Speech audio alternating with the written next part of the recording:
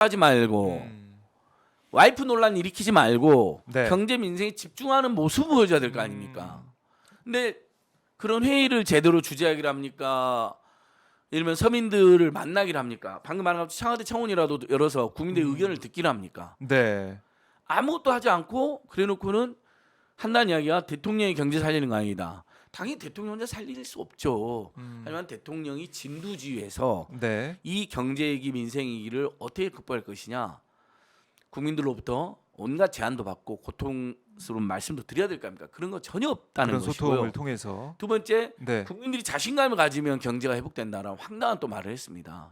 아니, 우리 국민들은 늘 열심히 살아오셨죠. 너무 열심히 살아서 문제죠.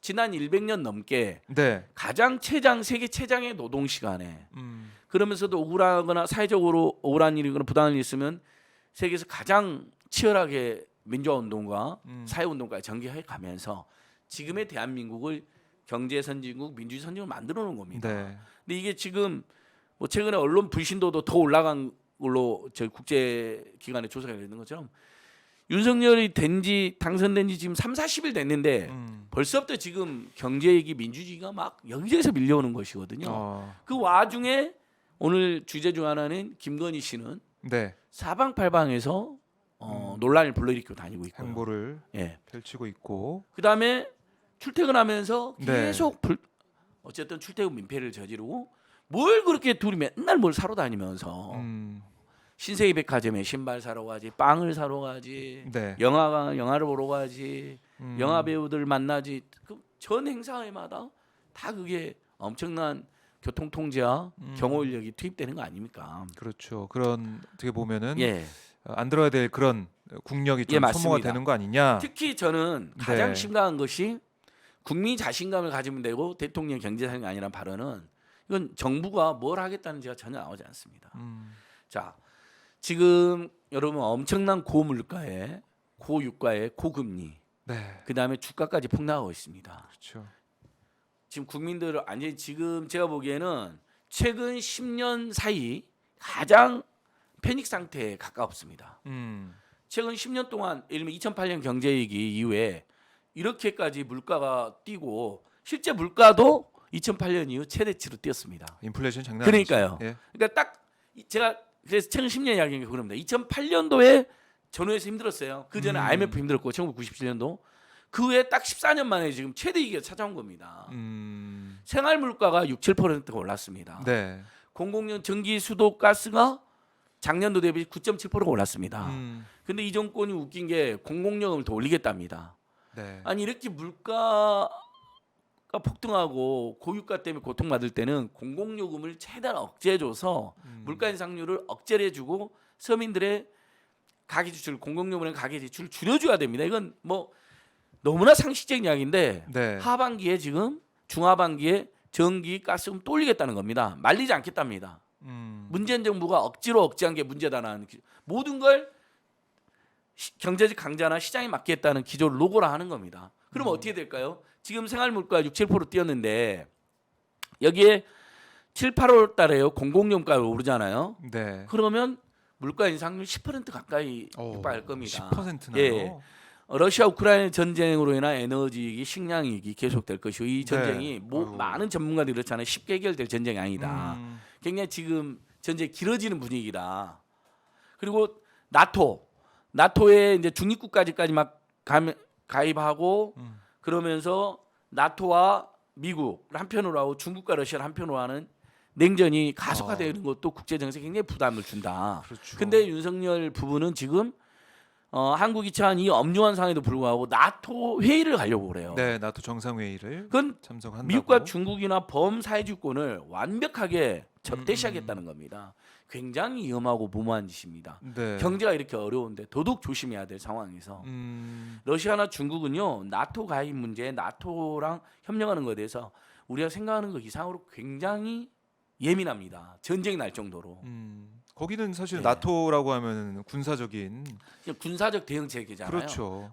그냥 뭐 세계 정상들이 모여서 하는 경제 정상회의. 패권을 다투는 곳이 아니라 네. 군사적 패권 세계의 그렇죠. 지배를 누가 하냐는 싸움의 문제이기 때문에 굉장히 예민한 거죠. 이번에 우크라이나 전쟁 한 5년이 될 정도로. 네. 근데 거기에 가겠다는 거 아니에요. 첫 해외 순방지가. 그건 너무 무모하고 어이없는 짓이죠. 경제를 생각해서는 우리가 지금 러시아, 중국, 베트남 중심으로 무역량이 세계 최고입니다. 미국보다 훨씬 많습니다. 중국이 1위고 그다음에 미국 있고 또 베트남 있고 러시아 쭉 있는 겁니다. 이 순서대로. 근데 그 나라들과도 계속 우호적으로 지낼 생각을 해야죠. 균형 해결을 해야죠. 경제 해결을 해야죠. 실리 해결을 경제를 해야죠. 위해서. 이거 뭐 그냥 보수적인 분들도 다 동의하는 거 아닙니까? 한국의 무슨 네. 외교라는 것은 균형의 외교, 실리의 외교, 경제 외교를 하자. 그리고 평화 외교를 해야죠. 전쟁이 나고 경제가 망치고 대한민국이 손해를 보는 외교를 해서는 안 되잖아요. 네. 근데 미국과 일본한테 급속도로 붙어가지고 친미 사대주의, 친일 사대주의, 한미일 군사 동맹 이렇게 하는 순간 대한민국은 미국과 일본의 영원한 속국이 될 수도 있고 미국과 일본의 하부 파트너가 돼서 네. 영원히 러시아, 중국, 북한 또는 베트남에 맞서는 그런 황당한 그런 신냉전의 기지가 되는 겁니다. 그러면 경제는 어떻게 될까요? 지금 우리나라 수출입의 50% 안팎을 중국과 러시아, 중국. 베트남으로 하고 있고 앞으로 북한하고 교육도 늘려나가야 되는데 북한을 통해서 러시아로, 중국으로, 베트남으로, 네. 유럽으로 쭉쭉쭉쭉 뻗어나가야 되는데 너무 한쪽으로 치우쳐진 모습을 예. 보이고 있다. 대한민국 안보도 위기가 되고 네. 일본의 자유대가 한국에 상륙하는 치욕을 겪게 될 것이고 음. 그다음에 경제도 훨씬 어려워지는 것입니다. 자, 요거 여기까지 하고요. 네. 다시 이제 경제 정책을 하세요. 자, 이렇게 물가가 뛰면 제일 먼저 어떻게 해야 되냐 정부가. 서민 중산층 너무 어렵잖아요. 유류세 30% 이미 인하됐는데 7% 인하 가지고는 혜택이 전혀 감이 안 옵니다. 일면 차라리 차를 놔두고 다니자. 네. 그러면 차를 놔두고 다니면 대중교통을 이용해야 되잖아요. 대중교통 이용을 파격적으로 돕겠다.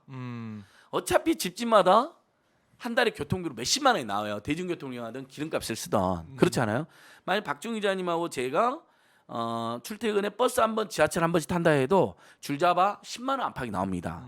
식구가 서너 명이면 4, 50만 원 나오겠죠. 그렇네요. 예. 자, 지금 독일이 지난번에도 제가 말씀드렸는데 12,000원 정도의 패스를 발행을 해서 6월 달부터 8월까지 3달 동안 모든 지하철, 버스, 트램까지 무료로 이용하게 해주는 거예요. 정액으로. 예, 10,000원 정도 비용을 네. 내면 그러면 10만 원, 20만 원 교통비 들었던 분들, 집집마다 뭐 50만 원 교통비 들었던 큰 분들은 도움이 되겠네요.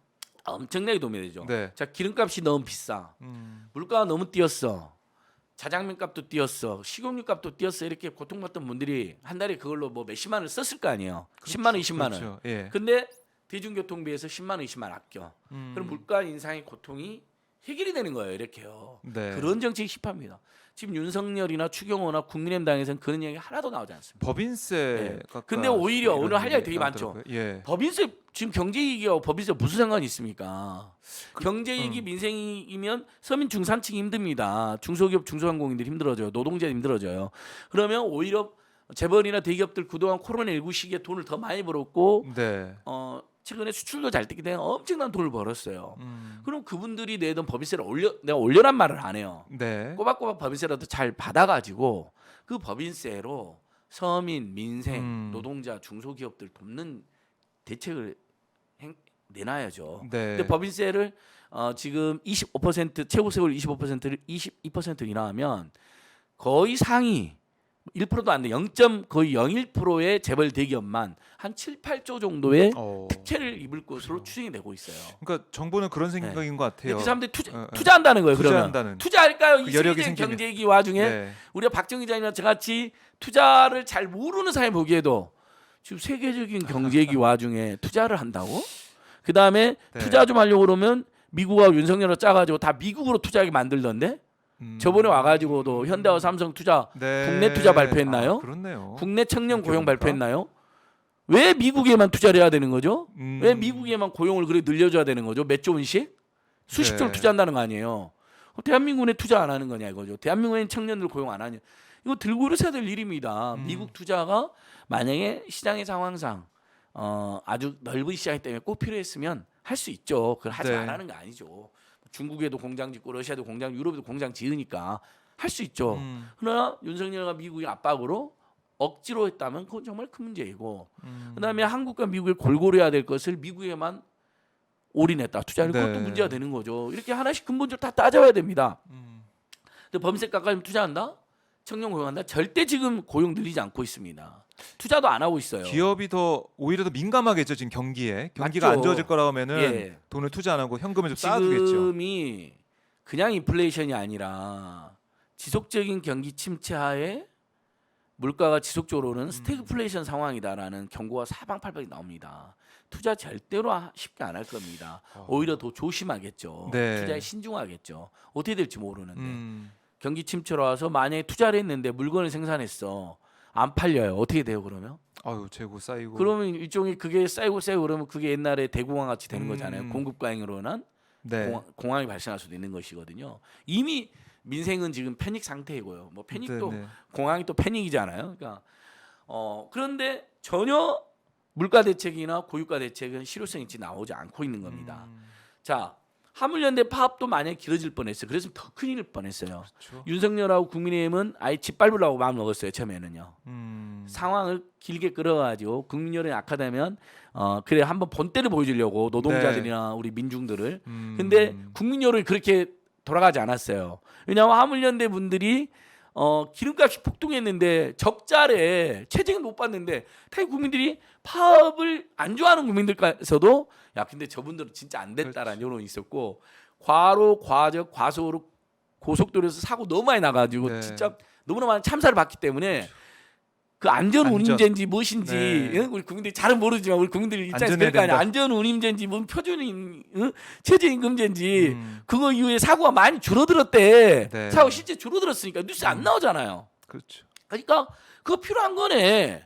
그걸 왜 연장 안 해주는 거야? 문재인 정부에서 그건 잘한 거네. 여론 자체가 이러니까 예. 윤석열하고 국민의힘 원래 짓밟으려다가 어쩔 수 없이 협상에 나서가지고 타게 된 거예요. 그것도 너무 늦게 타게 됐죠. 그것도 이번 주까지 여파를 끼쳐요. 왜? 부두에 물건이 쌓여 있었잖아요. 그렇죠. 생산지 물건 쌓여 있었잖아요. 그러니까 물건이 지금 엄청 적지됐고 화물연대는 지난주에 정상이 됐기 때문에 이제서야 막 물건 공급되고 있는 거예요. 제가 물류회사 물어보면 네. 생산자들한테 물어보면요. 당연히 그것도 공급에 음. 악영 끼치기 때문에 물가 인상으로 이어지는 겁니다. 그나마 해결된 거죠. 네. 그것도 큰일 날 뻔했던 거예요. 그런데요. 그러니까 정부가 이렇게 무능하고 무모하면 음. 그 여파는 전부 다 우리 국민 경제, 국민들의 삶의 파괴로 이어지는 것입니다. 그러면 자 다시 하나씩 짚어보자고요. 자, 네네. 첫 번째 우선해야 될 대책은 공공요금 인상을 억제해줘야 되는 겁니다. 나중에 설령 국민 세금으로 보전해주는 한이 있다 하더라도 네. 일단은 지금 어떻게 올립니까? 생활 물가가 7, 8% 오르고 있는데 생활 물가만 장바구니 물가라고 하는 거 생필품 물가만 그렇죠. 7, 8%로 그게 이미 7, 8% 오르고 있는데 거기다가 중반기 하반기에 공공요금 줄줄이 올리면 10%까지 치솟는다니까 물가가요. 그다음에 아까 말한 것처럼 러시아 우크라이나 전쟁 쉽게 안 끝납니다. 네. 이 문제로 또 물가 계속 더 오를 겁니다. 그러면 진짜 10% 넘어갈 수도 있어요. 그럼 이건 엄청난 아유, 그럼요. 경제기 물가 폭등입니다. 네. 서민들이 살 수가 없어요. 그러니까 먼저 공공요금은 올해는 일단 물가가 진정될 때까지 동결을 해줘야 됩니다. 어떻게든 억제를 최소화해 주시고요. 그다음에 자 아까 말한 서민 중산층이 물가 때문에 너무 고통스럽잖아요. 그러면 지금 예를 들면 그 물가에 그다음에 서민 가격에 가장 많은 영향을 끼치는 게 또 교육비입니다. 그다음에 교육비. 주거비, 그렇죠. 의료비, 이자비, 통신비, 교통비입니다. 서민 가격이 가장 많이 나가요. 네. 박종 기자님 집안도 분석해 보면 제일 많이 나가는 게 네. 양육비, 교육비. 그런 것 같아요. 그다음에 유치원비. 세입자인 경우는 이제 집주인 경우는 주거비가 덜 나가죠. 네. 물론 이제 그분들이 대출 경우는 이제 주거 관련 대출 이자가 나가지만요. 음. 세입자들 경우는 전월세 비용. 그다음에 우리 일반 국민들 대부분 의료비. 네. 그다음에 통신비. 그다음에 교통비. 그렇죠. 그다음에 금융비용 이자 비용. 네. 이건 안 낼래 안 낼 수가 없어요. 그렇죠. 교육해야죠. 살아가려면 살아야죠. 네. 통신해야죠. 교통해야죠. 다 필수적인 그런 이자 내야죠. 요금 그렇잖아요. 비용이죠. 학자금 대출 이자뿐만 아니라 네, 코로나 대출 얼마나 이걸 확 줄여줘야죠. 방금 말한 음. 것처럼 많은 정도로 패스를 발행해서 우리 국민들이 한 달에 네. 대중교통을 맘 놓고 이용하게 하면요. 음. 그러면 집집마다 몇십만 원의 물가 절감 효과가 생긴다. 당연히 물가 인상률도 일부 줄어들게 됩니다. 그렇네. 그렇잖아요. 그다음에 지금 전기요금이나 가스요금 올리면요. 이건 그 기업들의 생산 물가를 상승시킵니다. 그러니까 국민들의 체감하는 물가를 올릴 뿐만 아니라 서민 가격 부담 줄 뿐만 아니라 네. 그것들은 다 생산에 영향 생산 요소들이잖아요. 생산비에 반영이 되잖아요. 당연히 물가 또 올라갑니다. 전기세가 올라가고 기름값이 올라가고 가스값이 올라가면 그걸 이용해서 물건을 만드는 측, 서비스를 이용하는 측에서 다 요금을 올릴 거 아닙니까? 그러니까 공공요금 올리는 건 정말 너무나 어리석고 무모한 짓입니다. 지금 시점에서. 그다음에 이러면 통신비, 네. 통신재벌 3사들 코로나19에 돈 더 벌었습니다. IPTV라든지 통신 서비스로 1년에 4조가 넘어요. 영업이익이. 통신 3사 합쳐서요. 네. 엄청난 돈을 벌고 있는데 이번에 국민 1인당 만 원씩 통신비 인하해라. LTE라든지 5G. 그러면 우리 집집마다 4인 가족이면 4, 5만 원 요금 인하가 됩니다. 그렇네요. 그러면 그걸로 또 그것도 역시 크네요. 물가 인상에 대해서 네. 맞설 수가 있는 거죠. 그다음에 지금 추경호가 발표했는데 너무 황당한 게 농수축산물 할인 쿠폰을 발행한다는 거예요. 이제 곧. 네. 그럼 이제 국민 1인이 최대 만 원까지 쓸 수 있답니다. 지금 물가가 폭등해서 몇십만 원의 요금이 비용이 더 드는데 만 원. 겨우 만 원을 지원해 주는 거예요. 그것도 근데 예산 600억이에요. 그럼 네. 만 원으로 치면 600만 명이 쓰는 겁니다. 우리 국민들이 5천만 국민이 지금 물가 고통을 받고 있는데 그러게요. 600만 명한테 만 원. 그것도 선착순. 와. 그것도 한 번 살 때 만을 다 쓰는 게 아니라 네. 그러니까 계란 살 때 뭐 3,000원, 뭐 채소 살 때 뭐 2,000원 이런 식으로 나눠서 정해져 있어요. 네. 저 이거 문재인 정부에서 했기 때문에 저도 알아요. 어. 도움이 돼요. 예. 실제로. 근데 만 원은 너무 작잖아요. 그렇죠. 600억이 뭡니까? 지금 음. 재벌 대기업한테는 7조 8조의 특혜를 주겠다 그러고 윤석열이 느닷없이 집무실 이전하는 데만 지금 수천억의 예산을 쓰고 있는데 그런 돈 아껴서 그런 데 세금 걷어서 우리 서민 중산층들 농수수말 쿠폰 신청하게 만들어 주십시오. 이용하면 네. 부자와 대기업들은 신청도 안 할 거예요. 그런 쿠폰들. 어차피 돈 많으니까. 그 사람들이 시장을 직접 봅니까? 우리가 시장 직접 보잖아요. 마트나 전통시장. 그렇죠. 예. 전통시장 가면 조금 더 쿠폰 할인액을 더 올려주고요. 그래서 전통시장도 유도해주고요, 그렇죠? 네. 근데 무슨 재벌 대기업이 뭐 한 달에 2번 쉬는 의무협이나 없애겠다 이런 이야기나 나옵니다. 한 달에 2번 쉴 때 동네 슈퍼라든지 중소상공인들이나 전통시장 얼마나 숨통이 튑니까? 딱 한 달에 2번인데 그것마저도 없애겠다는 식으로 지금 이야기하고 있어요. 완전히 경제를 국민 경제를 균형적으로 발전시켜 상생하는 게 아니라 네. 아예 재벌 대기업에게 부동산 투기 세력에게 특혜를 몰아주고 그 사람들 있는 사람들한테 예, 있는 사람들만 더 살게 해주는. 자 고금리 되면 누가 힘듭니까? 지금의 고금리 되면 고금되면 은행에 돈 엄청 네. 내놓는 부자들은 좋죠. IMF 때처럼 떼돈을 법니다. 금리가 올라가니까 돈을 빌린 예금리가 서민 중산층 코로나 대출 금리가 올라가면 중소기업 중상공인 어떻게 되겠어요? 가처분 하우스 소득이 푸어들. 줄어들죠. 예. 전세 자금 대출 받은 분들 지금 금리 날마다 올라갑니다. 그럼 금리 예를 들면 이자 대책도 세워놔야 됩니다. 네. 자 미국이 금리를 올리니까 우리가 달러 유출을 막기 위해서도 해외 투자를 막기 위해서도 우리가 금리를 더 올릴 수밖에 없어요. 어쩔 수 그다음에 없는 부분도 있죠. 고물가 대책으로는 금리 인상을 하는 거죠. 네. 시중의 유동성을 해소하기 위해서 그렇죠. 어쩔 수 없다고 쳐요. 그러면 코로나로 대출 받은 분들, 저소득 즉 생계비 대출 받은 분들의 예를 들면 그분들만큼은 정부가 은행권들하고 협력해서 네. 제1금융권, 제2금융권 협력해서 그 경우라도 금리를 인상을 유예해 준다든지 대출 만기를 연장해 준다든지. 어제도 제가 상담 왔는데 오마이TV 애청자인데 제2금융권 돈 빌렸는데 코로나 때문에 힘들어갖고 2년 전에 지금 만기 연장을 안 해준대. 일시 상환해라고 압박이 들어온대요. 그래요. 아니 몇 천만 원 빌렸는데 갑자기 몇 천만 원 어떻게 어떡해요? 갚습니까? 분할 납부하면 되잖아요. 분할 납부. 네. 만기를 연장해 주거나. 그렇죠. 근데 이게 제1금융권까지는 이야기가 되는 제2금융권은 그걸 제대로 안 해주는 거 바로 같아요. 그냥 지금 갚나. 저는 상담 제가 지금 어휴. 그 방송하고 있는 와중에 지금 전화가 계속 울려요. 왜냐면 오마이TV에서 제가 아까 010-279-4251 온갖 상담 받습니다. 네. 민주당이나 진보정당 더욱 분발시킵시다. 억울한 일 말씀 주십시오. 손실보전금 말씀드렸더니 그랬더니 또 아마 연락이 진짜 오는군요. 지금 답답하니까 바로 전화해버리니까 네. 제가 방송 중인 걸 이제 헷갈리시고 계속 번뜩번뜩 하잖아요 지금. 예. 박 기자님 보셨죠? 네, 저 봤습니다. 그러니까 저는 그분들의 마음이 이해가 돼요. 그러니까 충분히 이해가 누구한테 되고요. 이제 물어보고 예. 싶어도 물어볼 그러니까 게 다시 한번 말하면 없잖아요. 아까 이제 늦게 들은 분들 자 억울하면 우리 국민들 그동안 어디에 글 올렸어요? 청와대 청와대 국민청원 청원- 게시판. 그 일부 부작용이 있었다고 하지만요. 청와대 청원은 정말 잘 만든 거예요. 문재인 정부에서 얼마나 많은 청원이 올라왔고 얼마나 많은 청원에 대한 답변이 그렇죠. 있었고 예. 그걸 기다렸다는데 기자들이 언론 보도했었고 맞아요. 그렇죠? 예. 지금은 청와대 청원이 없으니까 어디 하소연할 데도 없어요. 국회 청원은 훨씬 까다로워요. 청와대 청원은 이른바 그 SNS 계정으로 청원을 접수할 수 있잖아요. 그렇죠. 국회 청원은 본인 인증을 해야 돼요. 네. 그래서 국회 청원이 지금 활성화 안 되는 거예요. 더 까다로워서. 그나마 국회 청원이 간간히 지금 올라가고 있습니다. 네. 그래놓고 아까 말한 것처럼 발암물질 우려 있는 용산 공원에 경청 우체통이라면서 심지어 주소도 없어요. 주소도 공개 안 해서 와서 넣으라는 거예요. 얘라 이 미친 놈들아. 제가 한 번만 욕할게요. 저는 평상시에도 욕 안 하고 원래 뭐 말과 글을 점잖게 하는 사람입니다. 이렇게 늘 좀 분노는 하지만 네. 아니